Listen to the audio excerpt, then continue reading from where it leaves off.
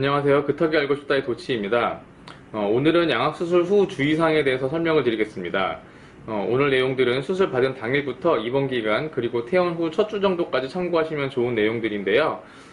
될 수 있으면 많은 분들께서 공통적으로 궁금해하시는 내용들을 최대한 담으려고 노력을 했고요.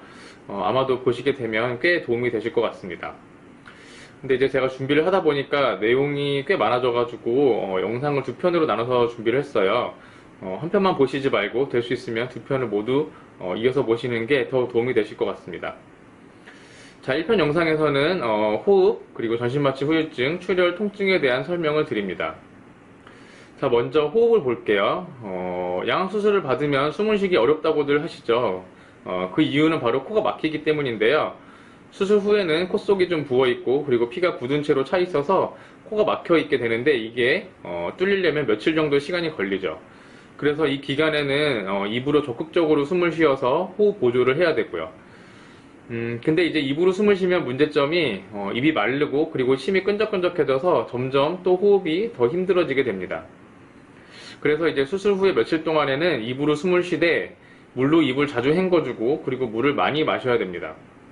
수술 당일에는 금식을 하시니까 보통 이제 좀 헹궈내기만 하시고 목과 입안에 침이 좀 말라가지고 끈적끈적해져 있으면 기침을 크게 해서 뱉어내는 게 좋겠죠. 그리고 입술에는 이제 바세린 등의 보습제를 충분히 발라주는 게 도움이 되겠습니다. 가끔 이제 수술 후에 입을 너무 꽉 물려놔서 입으로도 숨이 잘 안 쉬어지는 경우가 있을 수 있는데 이럴 때는 꼭 의료진에게 표현을 해서 입을 좀 느슨하게 해서 숨을 잘 쉴 수 있게 도움을 받는 게 좋겠습니다.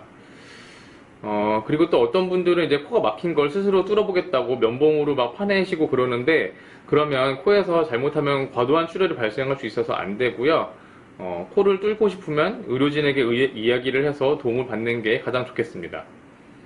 그리고 숨을 잘 쉬라고 하면은 이제 너무 열심히 쉬어가지고 과호흡이 유발되는 경우가 있을 수 있어요. 근데 숨은 그냥 편안한 정도로 쉬시는 게 가장 좋고요. 너무 열심히 쉬지 않아도 산소 포화도를 보면은 95 이상 유지가 되거든요. 그걸 보시고서 이제 확인을 하는 것도 좋겠습니다. 자, 다음은 전신마취 후유증입니다.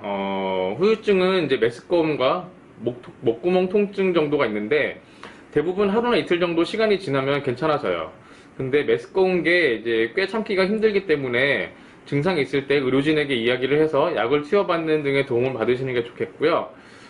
그리고 목구멍 통증은 마취관이 이제 목으로 들어갔다 나와서 그때 통증이 남아있는 건데, 찬물로 이제 목을 자주 헹궈주면 통증이 경감이 될 수 있겠습니다.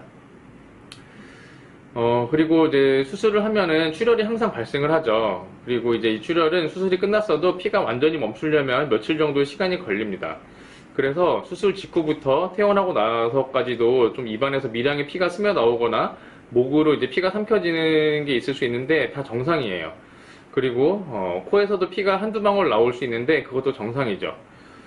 혹시 이제 코에서 피가 좀 흘러 나오면 그거를 이제 코 솜으로 좀 코를 좀 막아두고 시간이 흘러서 이제 멈추면 괜찮은 것이죠. 피가 이제 얼굴이나 이제 입술에 묻어 있어도 너무 당황하지 말고 그냥 물티슈 등으로 닦고서 다시 안정을 취하시면 되겠습니다.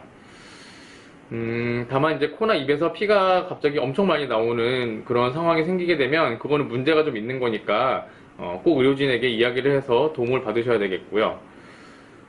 혹시 현기증이 있거나 손발이 저리거나 하는 증상이 있으면 빈혈 증상이 있는 거기 때문에 이 경우에도 의료진에게 이야기를 해서 필요시에 수혈 등의 조치를 받는 게 좋겠습니다. 간혹 이제 여성분들 경우에 수술 직후에 생리가 시작이 되면 빈혈이 더 심해질 수도 있기 때문에 이럴 때도 의료진에게 이야기를 해주는 게 좋겠습니다. 한 가지 당부를 드리면 수술 후에 이제 출혈이 빨리 회복되려면 음료 섭취를 평소보다 더 많이 하는 게 좋아요. 그래서 수술 다음 날부터는 될 수 있으면 음료 종류를 가리지 말고 무엇이든 자주 마시는 게 좋겠습니다. 그리고 통증 이제 이야기를 드릴 텐데 굉장히 많은 분들이 궁금해하시고 걱정하시는 부분이죠. 근데 이제 통증은 수술 당일이 가장 크고 그리고 시간이 지나면서 점점 줄어들게 됩니다. 통증의 양상은 사람마다 차이가 있지만 보통 얼굴이 많이 땡기고 그리고 입안 전체가 얼얼하고 그리고 좀 뻐근하면서 턱 주변을 건드리면 아픈 정도라고 이야기를 하십니다. 이런 통증을 줄이기 위해서는 수술 후에는 당연히 이제 진통제가 들어가죠.